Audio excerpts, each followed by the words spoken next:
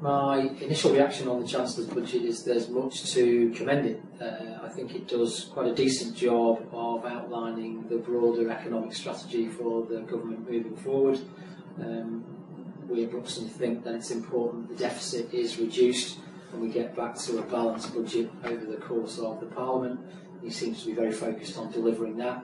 And more generally, stability for the economy is really important in helping them to generate growth. Some of the measures that he set out in terms of trying to stimulate growth, particularly the reduction in corporation tax rates and some of the individual sector announcements, were also really encouraging. So all in all, we were quite encouraged at the macro level by what we heard in the Chancellor's budget.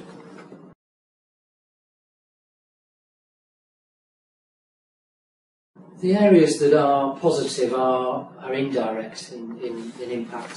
So the general economic stability that's trying to be delivered, the reduction in the budget deficit as we move forward is positive on a macroeconomic level. The stimulus of big and medium-sized businesses with the corporation tax reduction and the help for individual sectors are all encouraging and indirectly should benefit flexible workforce that work in those particular sectors and for those particular business.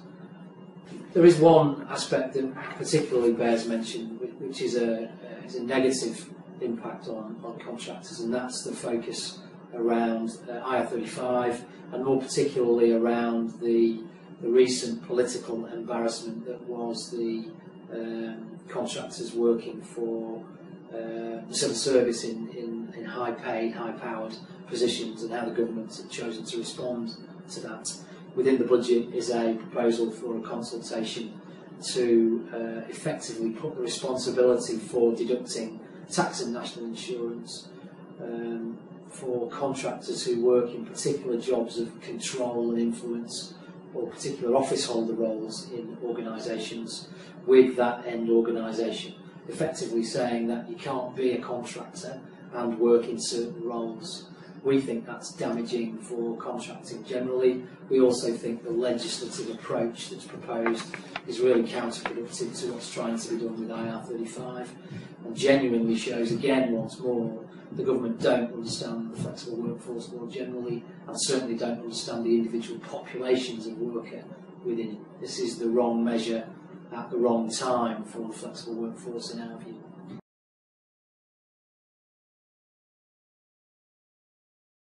No, I don't think the budget has given any significance to the flexible workforce whatsoever. If you look at some of the pretty impressive shows of support for certain sectors of industry, certain types of business, certain sectors of activity, to leave out the flexible workforce completely in terms of the positive measures and the encouragements provided, and even the rhetoric talked of, shows how little this government recognise the value of that workforce.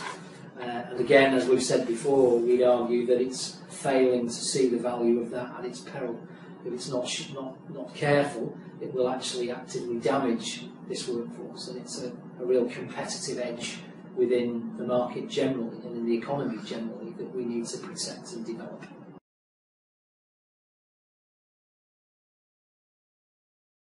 Yeah, there were a couple of surprises in the budget. I think the corporation tax was a pleasant surprise. The reduction further for big companies. As providers of services to contractors, we are all for stimulating growth. That's what ultimately will deliver the right environment for the UK economy generally and for our customers in particular. So that was a pleasant surprise. I think the focus on some of the industries and the individual bits of stimulus for those were also a little bit of a surprise, I guess, in terms of the range of that. The other obvious surprise, just to say, again, the similar themed message is there's not enough in there in a positive direct impact on contracting, freelancing and self-employment generally. The Chancellor missed the trick again to genuinely stimulate that bit of the flexible workforce.